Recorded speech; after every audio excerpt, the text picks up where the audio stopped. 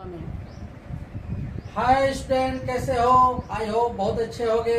आज हम आप लोगों को भाग कैसे दिया जाता है वो हम बताने जा रहे हैं। इसको ध्यान से देखिए।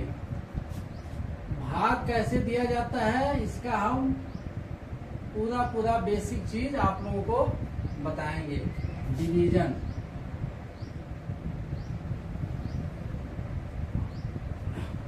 पहले हम बता रहे हैं बेसिक चीज, भाग कैसे डिनोट किया जाता है।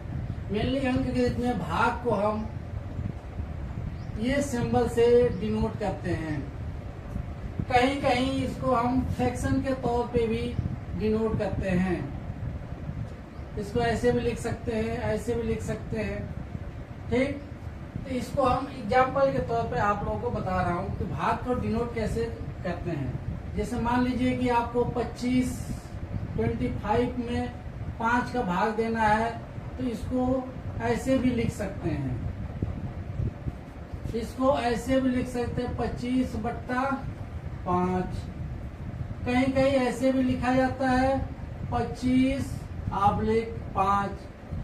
तो इसमें कंफ्यूज होने की जरूरत नहीं है। बेसिकली आपको कहीं दिया रहेगा तो ऐसे दिया रहेगा 25/5। बेसिक थ्योरी में हम इसको जो है हल करने के लिए इसको करते हैं 25 को ऐसे लिखते हैं और इसमें ऐसे करते हैं और फिर इधर से एक लाइन खींचते हैं। ये हो गया आपका डिविडेंड और डिवाइडर को इधर लिखते हैं। ठीक, ऐसे करके हम हल करते हैं। ये सॉल्व करने का तरीका है। किताबों में ऐसे दिया रहता है, तो इसको हल करने के लिए हम ऐसे करते हैं। इसमें बेसिक चीज आप लोगों को टेबल आना चाहिए, क्योंकि जो डिवाइडर होता है उसका टेबल पढ़ना पड़ता है। डिविडेंड में कितनी बार हमारा टेबल जाता है, तो आपको आई होप कि कम से कम 2 से लेकर के और 20 तक आप लोगों को टेबल आता होगा। पहाड़ा जिसको बोलते हैं हिंदी में। ठीक, तब हम आप लोगों को भाग देना सिखाएंगे।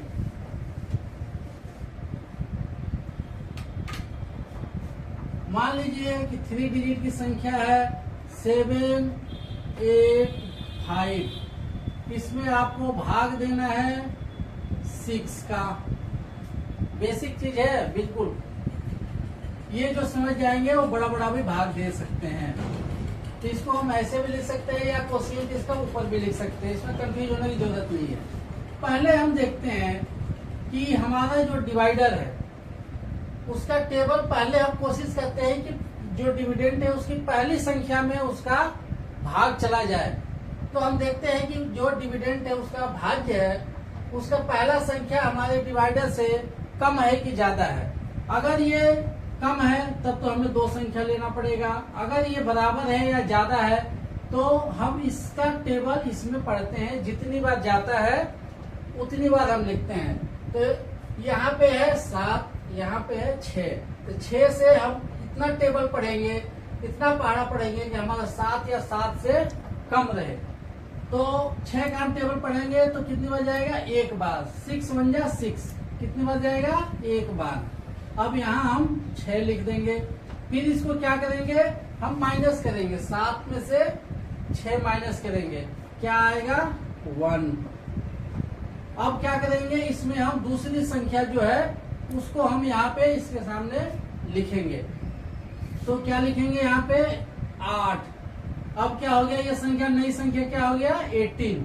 अब हम क्या करेंगे? ये डिवाइडर का इतनी बार हम पहाड़ा पढ़ेंगे, इतनी बार टेबल पढ़ेंगे 18 या 18 से कम रहे, ज्यादा ना हो। तो हम पढ़ते हैं बच्चों 6 1 जा 6, 6 2 जा 12, 6 3 जा 18, यानी कि 36 18। कितनी बार जाएगा? 3 बार। 36 18। अब इसमें माइनस करेंगे तो क्या हो गया? 0 0।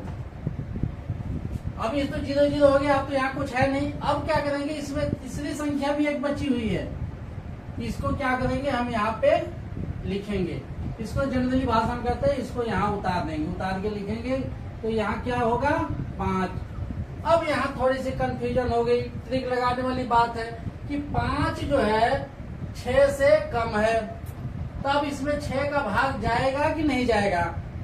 बताओ बच्चों, जाएगा नहीं जाएगा? तो अब हम क्या करेंगे? जब 5 में 6 का भाग नहीं जाएगा तो हम क्या करेंगे, इसके बदले यहाँ पे 0 लिख देंगे, क्योंकि एक बार भी नहीं जाता। अगर एक बार जाता तो 1 लिखते, अगर नहीं जा रहा है तो 0 लिखेंगे। क्या लिखेंगे? 0। अब ये क्या हो गया, यहाँ 5 का 5 ही रह गया। अब इसमें क्या है कि ये 5 क्या है, शेष है। 5 क्या है, शेष फल, इसको बोलते हैं रिमाइंडर। अब 5 को चूंकि शेष इसलिए बच गया कि 5 को हम 6 लोगों में नहीं बांट सकते, इसलिए हमारा टोटल जो आंसर हुआ, कोशिएंट हुआ या भागफल हुआ, वो हो गया 130। क्या हो गया? 130। तो 785 मान लो रुपया है, 785 रुपया को 6 लोगों में बांटना होगा, तो हमको क्या होगा, 130 रुपया सबको पूरा चला जाएगा। 5 रुपया हमारा शेष बचेगा, वो हम पूरा नहीं बांट सकते। इसलिए जो है इसका आंसर कोशिएंट जो भागफल हुआ 130 रुपया हुआ, 5 रुपया शेष हुआ। इसको हम ऐसे भी लिख सकते हैं, भाजक 6 भाज्य 785 भागफल 130 शेषफल 5। ये इसका बिंदुवार आंसर हुआ। आई होप बच्चों आप लोगों को समझ में आ गया होगा। Thank you.